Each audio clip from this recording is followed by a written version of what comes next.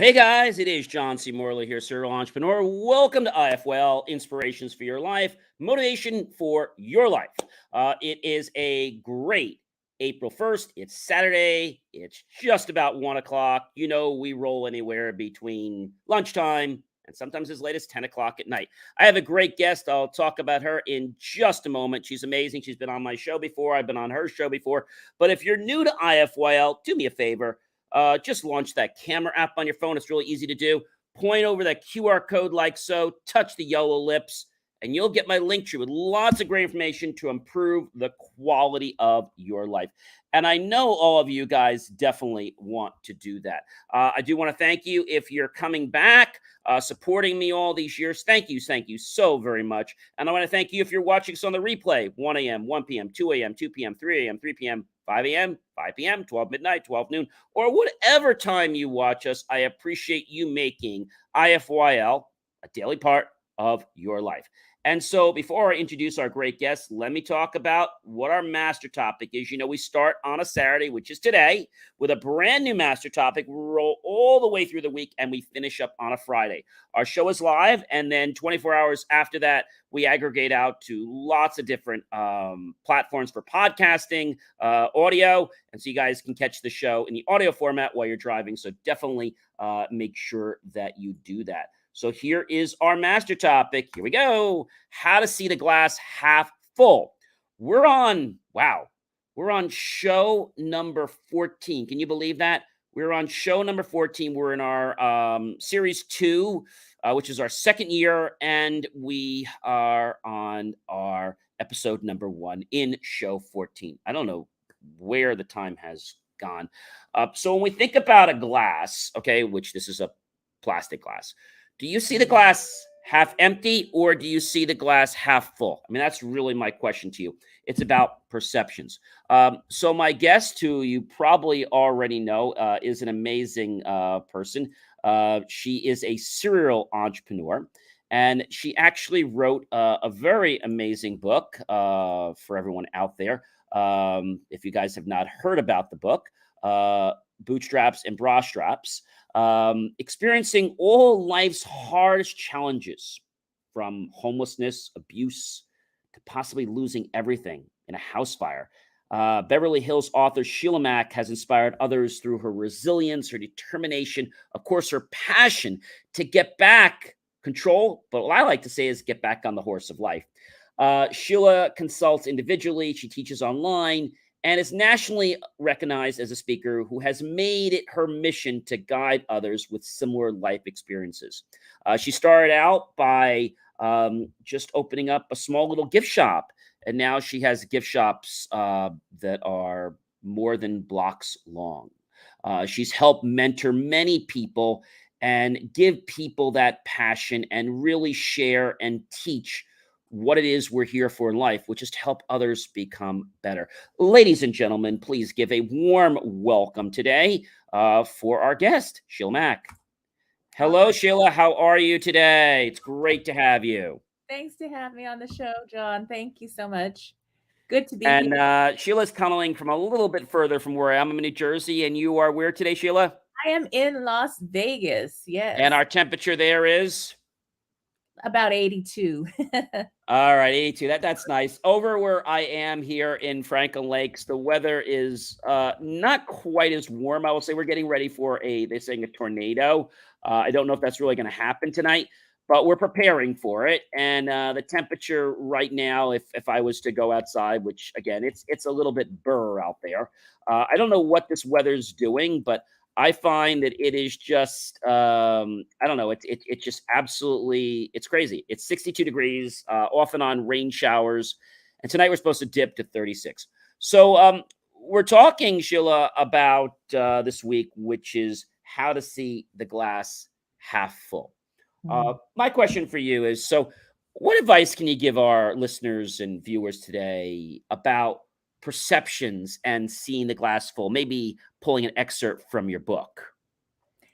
So it's all about in who you're being. So one of the things that happened to me is when I had my house burn down and lose everything, I had this mantra come to me, this saying, In all I'm doing, it's who I'm being. It's not about my stuff. It's not about all that stuff. It's about how I show up in everything. And I chose to challenge all the personal development training I've had and see where that would take me. And within a month of losing my home, I was able to get back on track. So that's my mantra in all that I'm doing. It's who I'm being. It's how I show up when I walk my puppy. It's how I show up when I'm helping clients, and when I'm even having fun with family and friends, even when I had to roll my sleeves up and clean the debris and start all over again. And it made all the difference for me. So that's really important. Yes. That is really great advice, Sheila. The question that I think a lot of our listeners and viewers always ask themselves is, I lost my job because of COVID or just because of downsizing or whatever reason you lost your job. So let's just face it, you lost it. And so my question is, what is someone supposed to do? You talk to college kids, you talk to people that have been in their careers, they go on different job boards. I know we post them all the time, but they're not getting their job. I mean, they're trying, maybe they're too knowledgeable, and for whatever reason, they're not getting jobs. It's almost like this toy game, but yet they still got to pay their bills. So what do you advise someone? I mean, your book is amazing, but what do you advise someone, and what should they be doing to start putting cash, money in their pocket as a legal thing? Because I think that can be very daunting for people. And I think that's something that a lot of people would want to know. I don't mind doing something. I'm not lazy, but what can I do? I'm trying everything, but no one's hiring me, or I'm not getting any money, and I have a great attitude, but I still got to pay my bills, right? Her phone bill got cut off, her gas got took off. I was talking something. So, what do we say to these people? How can we get these people? I know it's a spirit. I know it's seeing the glass half full and not half empty, but what can we get these people to do other than getting handouts? What can we get them to do to get their life back on track? I believe that many times when we get that wall in front of us, it's because we're called for something even better. And sometimes in the moment to pay your bills, like a mom with 6 kids I adopted and all this, I had to roll up my sleeves and do whatever work showed up for me sometimes. And that sometimes that was 2 jobs or working at the school so they could go to the beautiful little school they went to because they had special needs and they needed a variety of different types of education. So with that, it's bringing your talents. And this is the craziest thing. Whenever you feel really stressed and you feel like, oh my gosh, how am I going to make my bills?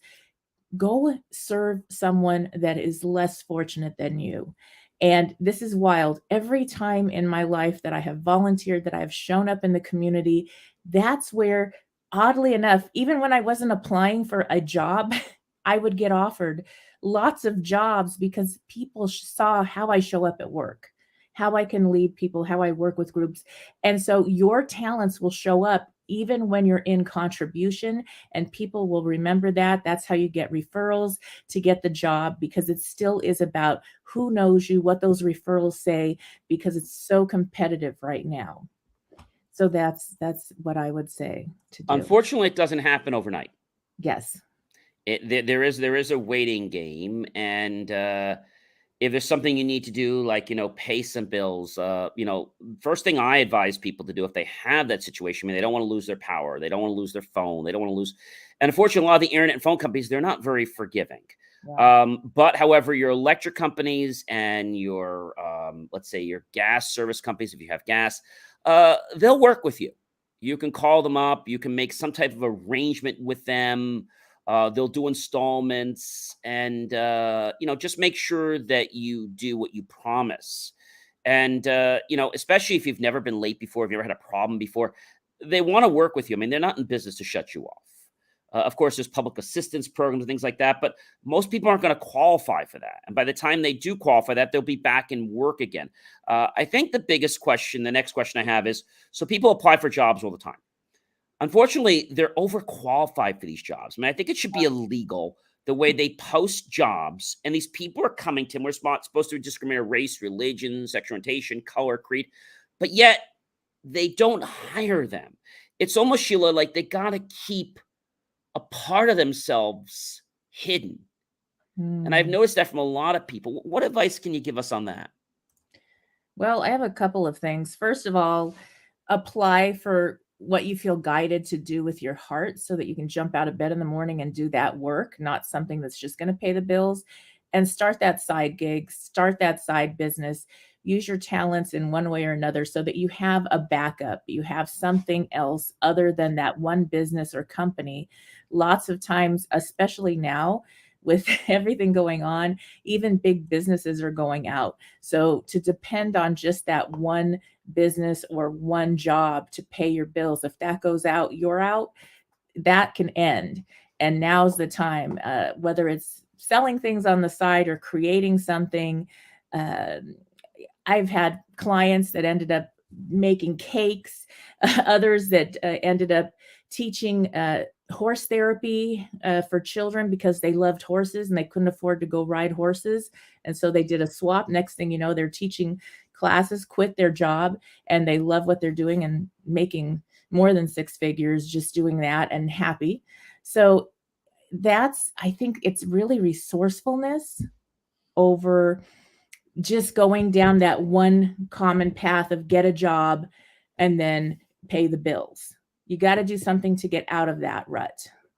Yeah, and you gotta stay positive. You gotta be eating. And I remember when I got out of college, things were a little challenging many years back. And people say, "Well, gee, I'm not going to eat as much." But you don't want to do that. And sometimes because of our pride, we don't necessarily want to ask for handout, or we don't want to go to a shelter. So this had happened to me after I had graduated college a few years, and things were a little challenging. And so I said, "Well, what am I going to do? Like, I don't want to ask for handout. I don't want to just get food. Like, what can I do?" And I was talking to some friends. They said, "Well, John, it's really easy. You should go to this place." I said, "Well, why to get food?" He's like, "Yeah, but Mm. don't go there to get food." So what am I going to go there for? Well, go there and tell them you want to help. Yeah. And if you tell them you want to help, they're going to want to feed you because you're helping. And you're kind of killing two birds with one stone. I said, "Is that wrong?" "No, I mean, you want to help the people and you're getting a return for it as well. And you're still able to have a little pride." I think that's the problem with a lot of people. When they have an emergency, they're like, "Well, I shouldn't be in this situation." Or when they hear the word recession. Recession is a word I think our government uses. I mean, when we think about big stores like, Kohl's and Kmart and what's the other one, Bed Bath and Beyond, they're closing stores. Hmm. Uh, Even Walmart, CVS, even some Best Buys, lots of stores are closing. And I think the big challenge is these stores expand too fast, but they also don't stay on track with their mission. See, I have a Hmm. philosophy that whether you have a penny in your pocket or you have $1 billion in your pocket, you still should give the same service. And people that are paying a penny should still get the same service Yeah. that they're paying for. It might be less service, but they should still get the same quality of service.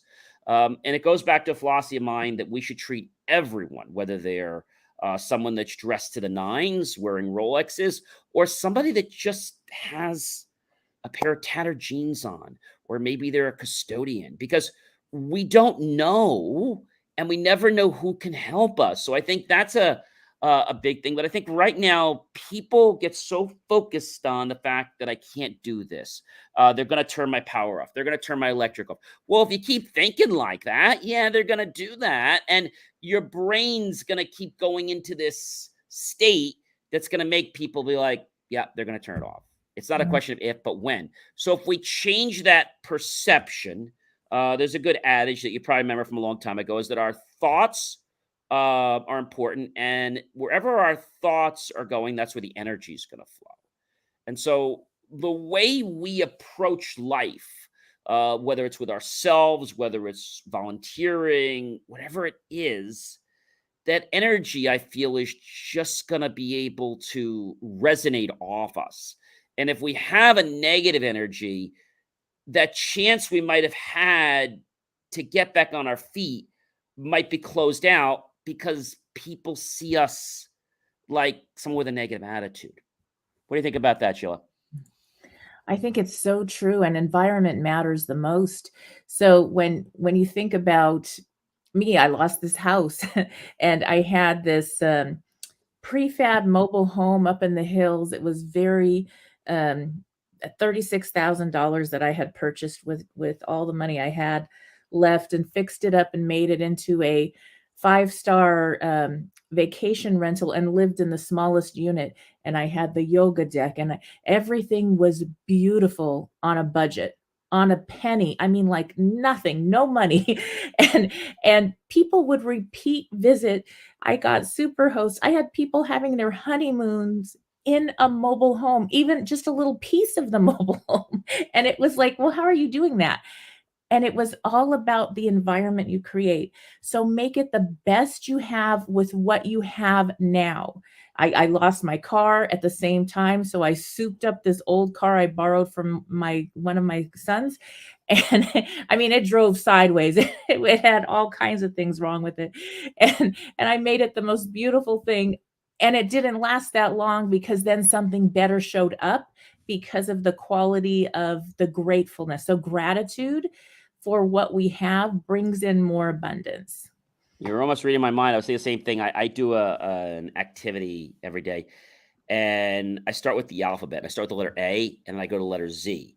People say, John, I have nothing to be grateful for. I'm like, you're alive. Mhm. Yeah, but that's nothing. So I'm like, take the alphabet. You know the alphabet, right? They taught it to you in grammar school, or preschool. Take the alphabet and take two things for every letter. Not that you're grateful for, that you think you're grateful for. I want two things that you can feel grateful for from your heart. Mhm. Because science has shown us there's something from feeling grateful as opposed to just being thankful. Well, yeah, thank you for that. You Yeah. thank a friend for helping you. Well, thanks. But if Mm. you shake their hand like, thank you so much, that goes a lot further than, hey, thanks. Like you mean the thanks. I always say there's something to be polite and there's courteous. So the difference between being polite and courteous are two things. When you are basically being polite, you're doing what is basically expected in society. When Mm. you're going the extra level of being courteous, being a friend, when you're going that extra level, well, yes, you're doing all that, but now you actually give a darn about the Yeah. other person. And I think a lot of people just do what they need to get by, and that's just to be polite. So when I Mm. say to people, and you ask them a question and they give you an answer, and they say, you ask them where you're going, like out, or I'm going to the store. So they're being polite, going to the store. They answered your question. They weren't rude to you. If they want to be courteous and maybe build a friendship, oh, I'm going out food shopping. Then I'm going to go to the movies. So there's room for dialogue. I think when people ask open ended questions and they're answered openly, there's a lot more chance for probability, possibility. Mhm. And I think people just get stuck because I'm going to say they're around the wrong people. Yes. They're around the wrong people and they get negative. So you really got to change how you're thinking, how you believe, and I think that's a really big thing. One thing I tell people to do is listen to music. Mhm. Music, sing, and be grateful for what you have right now. It might not be what you want exactly. Your life might not be all peaches, creams, and roses, but it's your life right now. And there are people that are worse off than you. Mm. I know when we had a storm and Sandy had taken our home in South Jersey, our summer home, we had a lot of devastation. We Mhm. lost the whole first floor. Second floor is fine, but we lost all like our heating. The whole floor was just damaged, the garage, everything. And the house was pretty high, but it was just a few inches off. It was just a few inches higher, it would have missed it.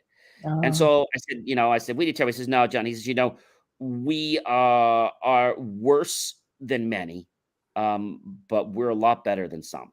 Mhm.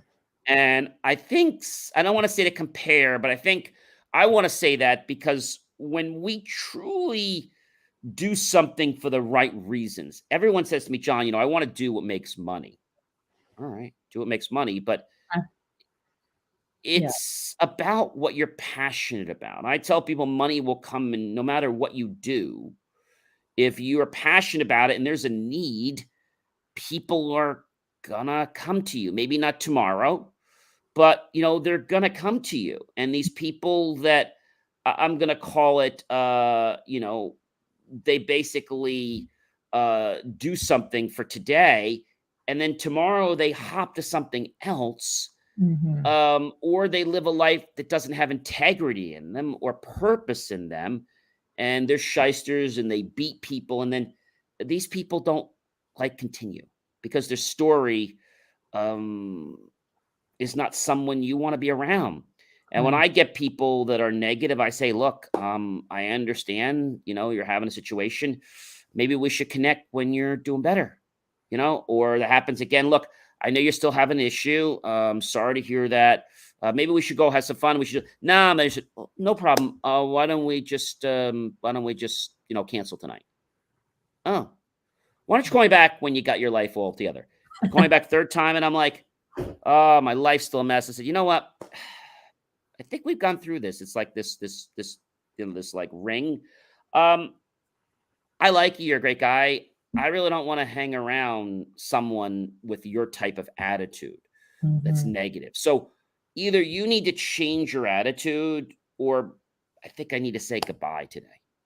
And they look at me like, goodbye. Yeah, I'm not feeling anymore. I don't enjoy Right. hanging around you anymore. Right.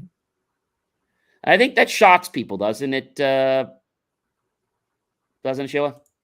I think it does, and at the same time, it shocks yourself because it's like setting a boundary or even just that energy of I'm only gonna have that which aligns with me show up in my life. And if it doesn't, it's you don't have to be mean, you don't have to be rude, but you say no to that because you're saying yes to something that's more aligned.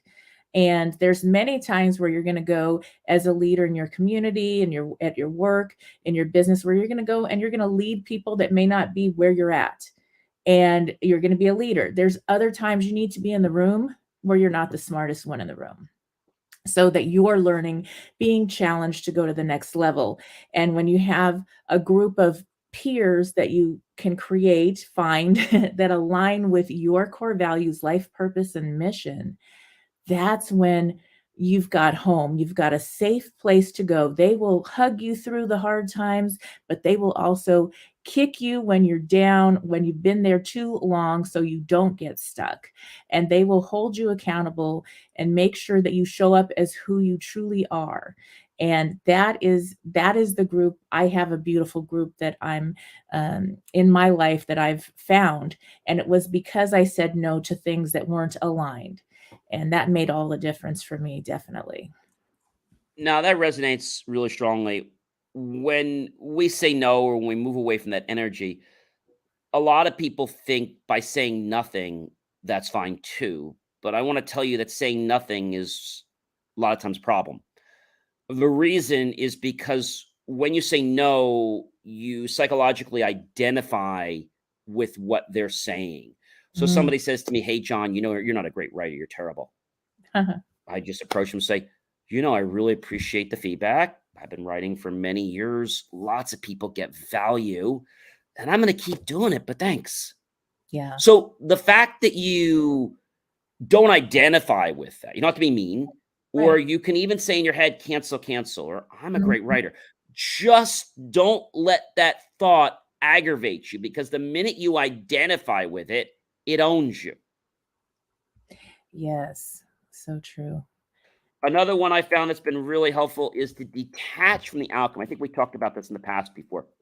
Is that, a lot of times we want a certain outcome, Mhm. but we need to detach from the outcome. Let's talk a little about that, Sheila. Okay, yes. So for me, every year, and it's usually my birthday, not New Year's, I really sit down and I write out the outcomes that I desire for my next year. And then I review every quarter. And so when I do the review, I'm shocked at how aligned everything is and how things showed up. However, they usually don't show up exactly how I envision them. If I say I want to help people, I end up doing something that totally wasn't even in my idea of how I could do that. And so that that has shown up over and over again. And I think in society, we tend to be really hard on ourselves. We haven't done enough. We haven't reached that outcome. We haven't gotten to the place we want to yet, but we never give ourselves credit for how much we have done and how many things we've overcome and how things have changed. So give yourself that gift of time, to really honor the steps that it takes, because it's not a straight line. I think we're always hard on ourselves, and probably because our parents are hard on us. Uh, the place I want to go here is I know so many people, myself included when I was younger, they want to be a doctor, they want to be a lawyer. I don't want to do that. I started down that path and I'm like, I'm not happy. So I remember when I had graduated college and I said to my mom, I said, I'm an adult now, been adult for X years, and I'm going to respectfully agree to disagree. They looked at me like, huh? I'm going to agree to disagree. I think what you're doing is right. And respectfully, I'm not in alignment with that. They look at me like, what are you talking about? Well, I feel that my life should be lived the way I want to live it, right? Mhm. I'm not harming or hurting anybody, but my life is my life. Yeah. And I would think you want me to be happy, right? Or do you just want me to follow some formula that everyone else in the family did? Mm, Well, we want you to be happy. Right. But being happy under your formula might not necessarily make me happy. It might make me miserable in the process. right. And I think that's a hard thing for a lot of people to, I'm going to say, resonate with or to believe in because, they get that peer pressure from not only, I'm going to say, friends, but they get it from their own families. And I Yes. think that could be a very challenging thing. And the other thing I would say is our language is so very, very important. I know so many people that, oh, I can't do this. I can't do that. I'm never going to do that. And I was like, Mm, well, first thing you have to do is change your language. Oh, but I can't. No, no, no. Okay. So you need to get rid of that word apostrophe NT, not. No, but I said, no, you're doing it again. Like those words don't exist. Like instead of saying that, I can, or I am doing this. Not that I'm trying, I'm doing. Because when you say I'm trying, okay, I'm trying. It may not happen, but I'm doing. And mhm, I think that's a difference because our mind likes to see progress. But when we keep playing games with like, okay, if this is how you want to be, I'm not going to work for you. Like, I'm not even going to waste my time um, working for you. But, I think the biggest challenge is when you get people in your life, and the scenario I always say is that, there's a train and there's mhm, a plane or there's a boat. And those boats are either at harbor, safe, plane is on the tarmac, or the train is at the gate. It's not moving. No one ever wants to board those. But when they start to move and they go very quickly, people will risk their lives to jump on something right. that's already being successful. Isn't that interesting? Yes, it is. And I think there's the feeling part. You mentioned feeling, and it's listening to the feeling. If it's something like I'm invited out to dinner with a group or out to a happy hour or something, I have to listen to the feeling, and if it doesn't feel aligned, it's not even about the people. I have to listen to that because it may be that I'm called to do something that really needs to get done or that just makes me happy, and what makes me happy may not be what makes a whole bunch of other people happy.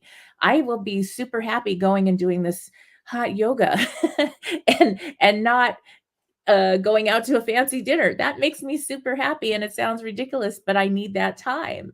And I might be happy going to a business conference or personal development conference or uh, going to church, but somebody else, that might not be their thing. So you have to do what you want to do in that sense, and especially with family, because they do have your best intentions for them, or same with friends, but not for you. And you know what happiness is. Everybody is different. The definition of happiness, if I asked 1,000 people, what does a happy day look like? You're going to get 1,000 different happy days. It not one is going to be the same. And that's what you need to do. And it doesn't have to cost a lot of money to have happiness, success, whatever you want to call that. Abundance can be very unique. Mine is very simple. I don't cost a lot of money. I guess I'm a cheap date in that sense. I don't require a lot to be happy. I'm very content in everything that I have, and my beautiful family, and just taking a walk with my puppy. So that is happiness to me. And it's very different and individualized. And to honor that is important. I think some people get hung up on the materialistic. I mean, there's nothing wrong with materialistic, and you're certainly entitled to it. It's just that don't make that your entire life. Hmm. You want to enjoy people. You want to learn, but the challenge for a lot of people is when people grow and they get more successful, they have people that are like lurches on them. Oh, And yeah. they're not really trying to befriend them. They're trying to hang on for what they can do for them. And I know that Mhm. sounds bad, but unfortunately, there's a lot of people that do that, or they have their hands out. Like, what can you do for me? What can you do Yeah. for me?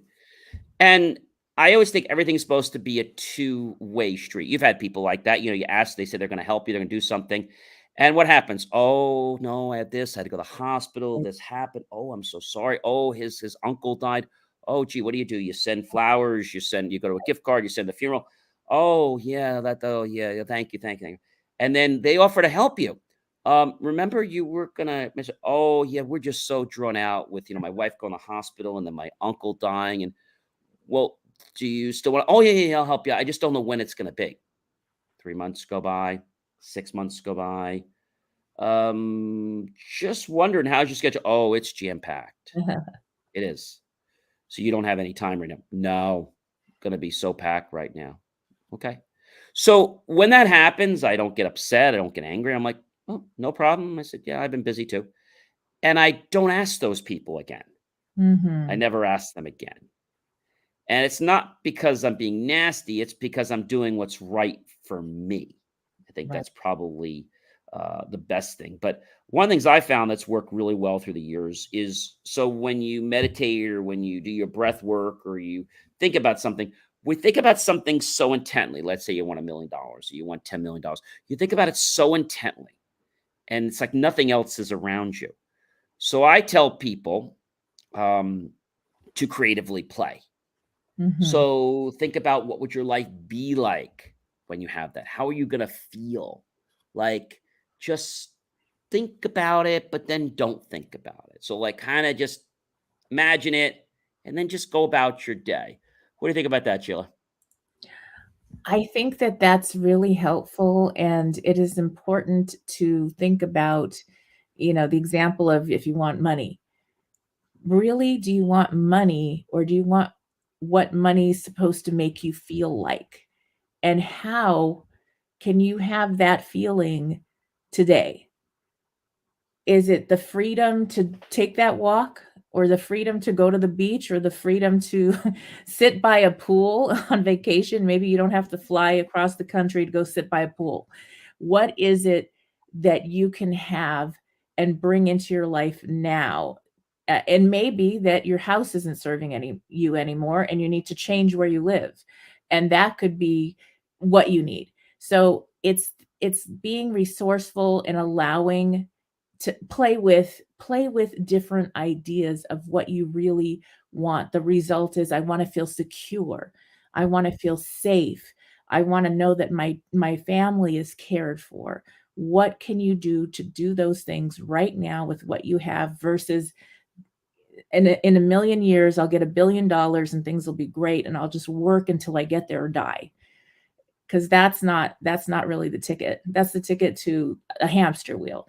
And so sometimes you already have the resources or the resourcefulness to create something that result will bring just easier.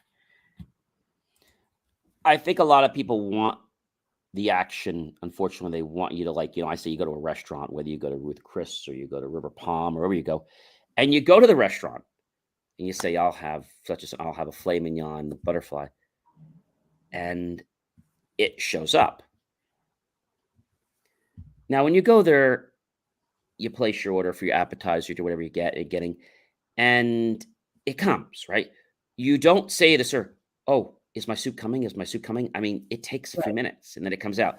"Oh, Yeah. my filet mignon." You have it, right? I'm definitely getting my filet mignon, right? You definitely have it the way I want. You just don't do that. Now, if the filet mignon didn't come out within a reasonable amount of time after half hour, uh, just wonder whatever happened to my filet mignon. "Oh, sir, I'll check on it right away." Right? We anticipate and we believe. So I always say we want to ask, we want to Mhm. believe, and then we want to allow to receive. Yes. When we put an order into the universe, we put it in, but then we're like, okay, when's it coming? When's it coming? When's it Yeah. coming? I put the order in yesterday. Did you get my order? You sure you have it? Are you sure? Because I don't see any results. I don't see anything happening around me. Like, am I Right. missing something? What should I do? And sometimes that waiting stage can be a little daunting.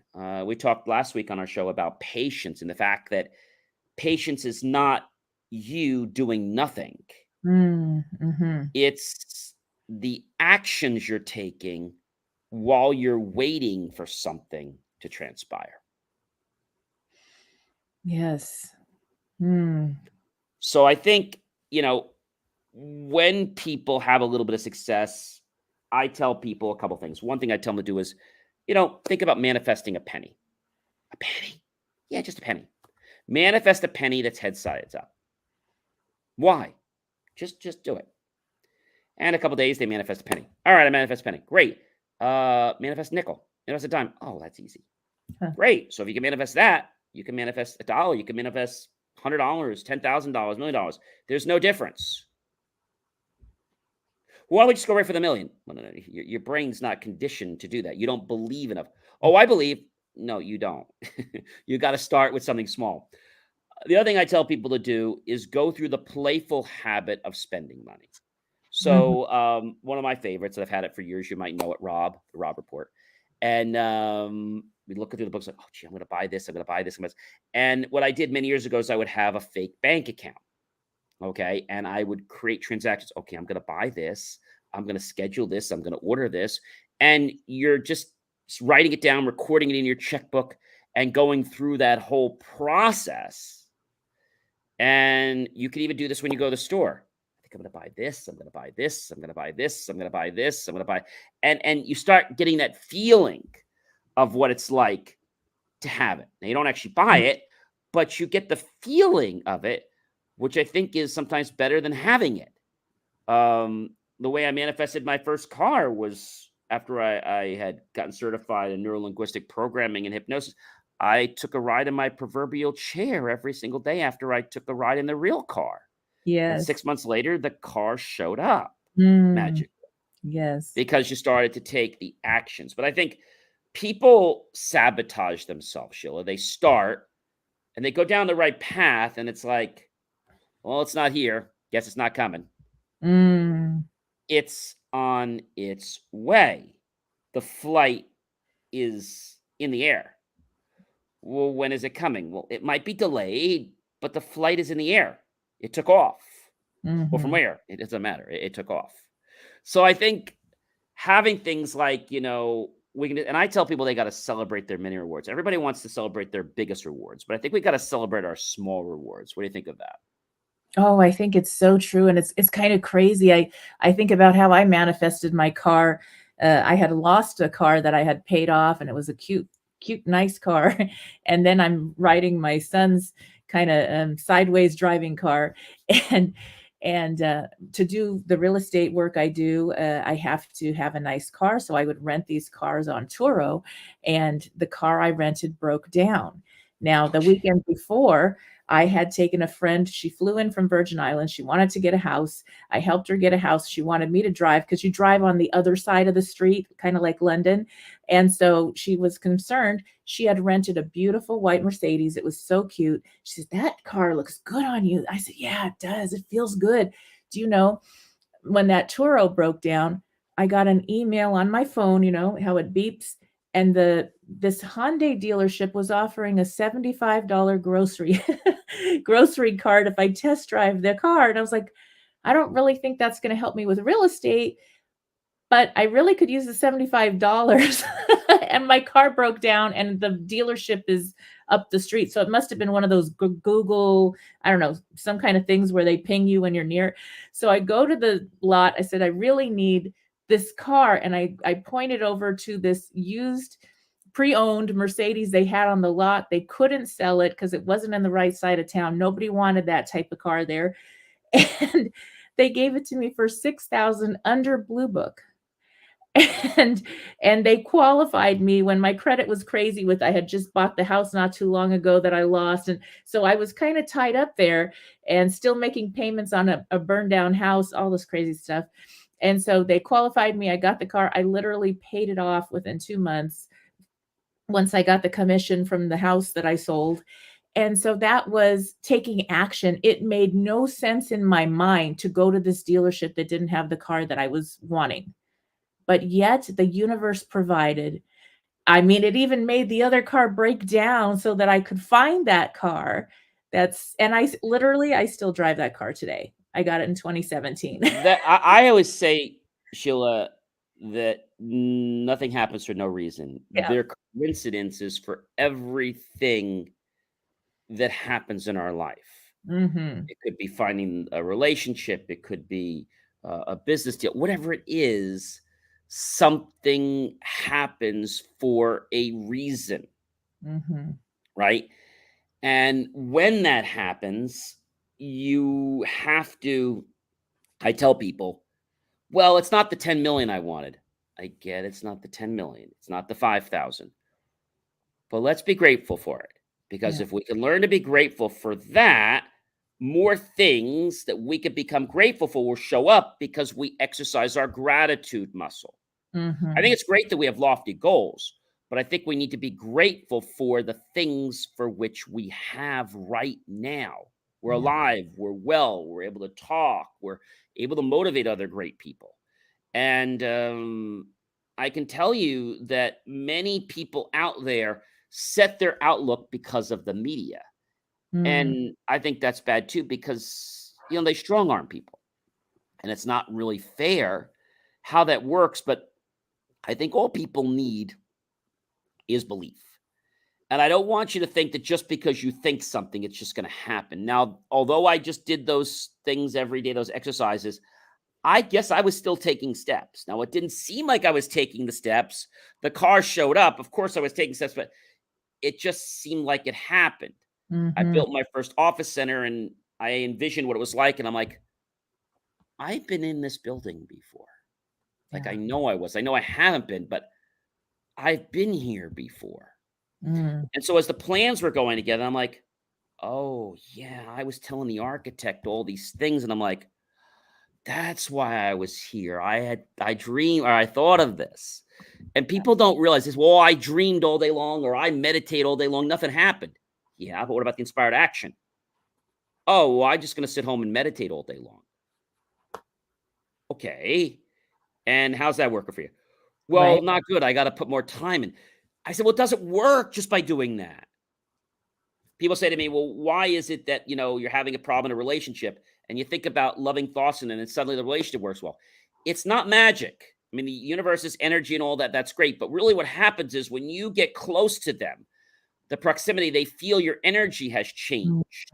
Mhm. And there was a great person, Dr. Dwayne Dyer, who you probably remember, and his coach was Patanjali's, who I Mhm. never had a chance to meet personally, but I've studied some of his work. And he said, who I learned from Dr. Dwayne Dyer, when we change the way we look at things, the Mhm. things we look at change.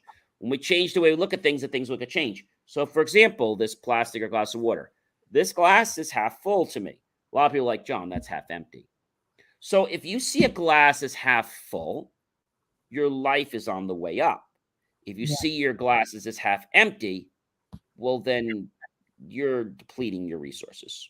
You're Yes. just knocking any little bit of hope that you had Well, because it's not exactly the way you want it.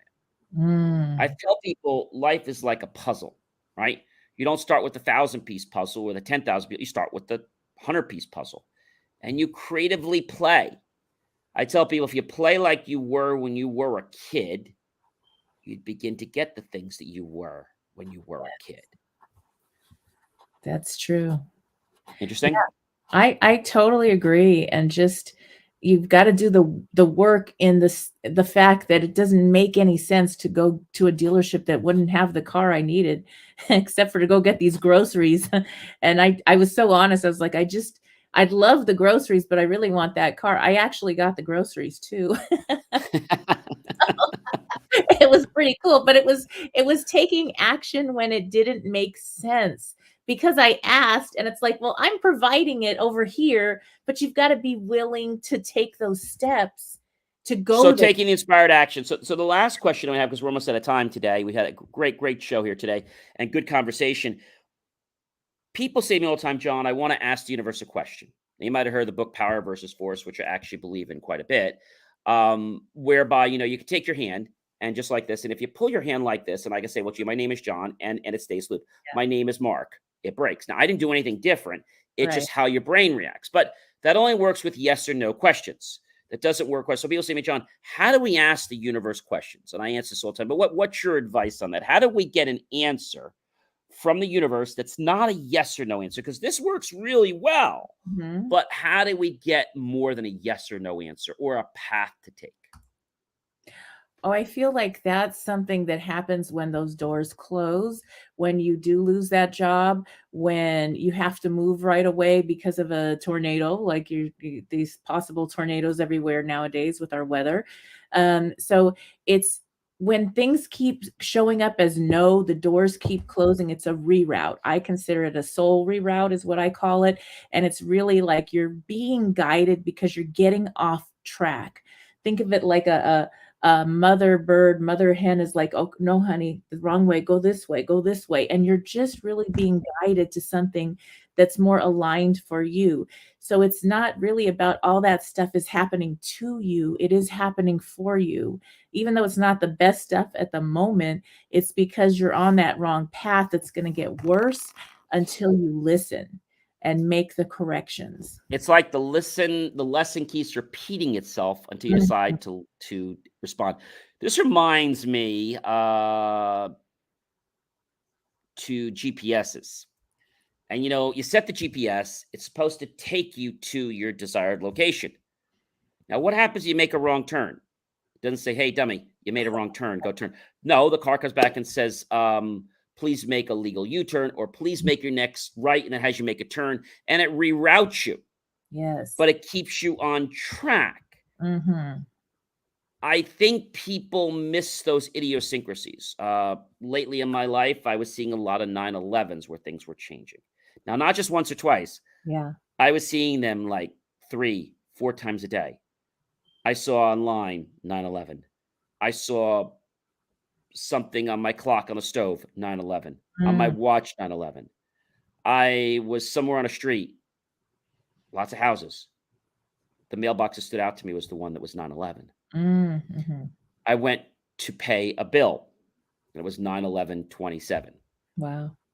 $9, 11 and I mean, you can't make this stuff up. So, the other thing I believe that's really important, I know we're not a religious show, but, I believe prayer is really important. Mhm. I believe that prayer is important, and one of the ones that I think is really amazing, is Mother Mary. And there was a prayer I prayed for a long time. It was the one that, whoever how comes to Mary for intervention, she's never left anyone unaided. Mm. I thought that was a very interesting, and it's just a matter of saying, 10 Hail Marys or so every day. Mm. So anyone, and just saying, anyone who has fled, the quote is, anyone who has fled to your protection in in in the heart, will never be left unaided by the Mother Mary. Mm. Yes. That's beautiful, and it's so important right now, with what's going on our planet. And I think of this last week with the losses with the children that were shot, that school situation as a That mom, was terrible. Absolutely terrible. and we need to make change for sure. And I've worked on these type of change initiatives for many years, over 20 years with my kids to help make education equal and safe for all. But that sometimes that's all we can give is our prayer. And I remember when I lost my youngest son and people sent prayers. And let me tell you, I felt that. Yeah. Yeah, prayer is powerful. I don't eat fast food, but what I will tell you is that prayer is not fast food. So the Right. reason I say this is you don't go to prayer when you want a fast order. Like it's not like, okay, gee, I need to order $100. Can you give me that with fries? No, Right. that's not how it works. Prayer needs to be consistent. Yes. And I feel that if you are praying, I mean, you can miss a little bit of time, but as Yeah. long as you have that intention Mm, and you're not going to prayer because you're in an emergency, mhm. I think prayer should be your emergency, that you're choosing prayer so you don't get into an emergency. It should be proactive instead of reactive. Yes, and there's something scientific about whether somebody whatever their prayer is, whatever their faith, um, that when we're in that state of prayerfulness that changes our physiology, it's better for our health, and it connects us. Even science has shown, like, Yes. that once everybody meditates or everybody prays, crime goes down. There's all these things that show it shows up all over the world or in different parts of the world, depending when they're having a prayer day, a meditation day, and people of all kinds of faiths coming together. It changes the energy, and it makes a big difference. And every single culture and society has a prayer practice, a faith that if you study it, there's so many things that have wisdom that are aligned, that are just something that It actually makes us um, less anxious. It Mhm. actually can take away sorrow, it can take away the nervousness that we might have had, Yeah. and I can't explain it, but it just has a way of doing that. Mhm. But it's not like, "Gee, let me just dial a prayer, and, I need to order, let's say, a dozen eggs. Oh, and by the way, can you send me an extra 500 with that order?" Like, it doesn't work like that. Um, and I think that when we make prayer part of our life, not just in that, but in meals and all kinds of things, I truly believe that it brings us closer to our faith. And it also makes us more aware of those idiosyncrasies that we sometimes miss because, we're so busy. The idiosyncrasies have been there our whole life. But Mhm. fortunately, our eyes are just not open to see them because we're just going through life too fast. Sheila, this has been, of course, another amazing, engaging, great conversation with you. Before we do, unfortunately, have to say goodbye, because we could talk all day. What would you like to share with my viewers and listeners also on the podcast, or any way or any information you want to share with them? How can they get in touch with you? Okay, yes, great. So I do have a free gift that is actually a meditation to reboot. So whenever you're going through a tough situation, it's a way to get started again and to kind of recenter and then create your plan to rebuild your life on your terms.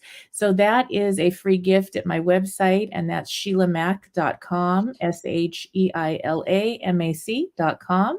And so that gift is there for you to enjoy. Oh, that is great. Sheila, again, real privilege and pleasure every time I always get the chance to meet with you, either to be on your show or for you to be on one of mine. It always is an amazing thing. Ladies and gentlemen, Sheila Mack, and she is the author of a very, very amazing book that we didn't talk about. Give our listeners the name of your book, Sheila. Okay, it's behind me there in the picture, bootstraps and bra straps. It's the formula to go from rock bottom back into action in any situation. But it's not gonna happen in 24 hours. No. No, you got to put a little bit of time, a little bit of attention. So definitely check that all out. Check out her amazing book. Check out her great free content, as well as check out her show and her information as well. And I'm sure we'll see you again on another show. It was just a great privilege and pleasure to be with you. And remember, ladies and gentlemen, you have the choice in your life to look at life positively, the glass half full, or the glass half empty. What are you going to make your world story about? We'll see you on another show real soon, everyone. Thanks, everyone.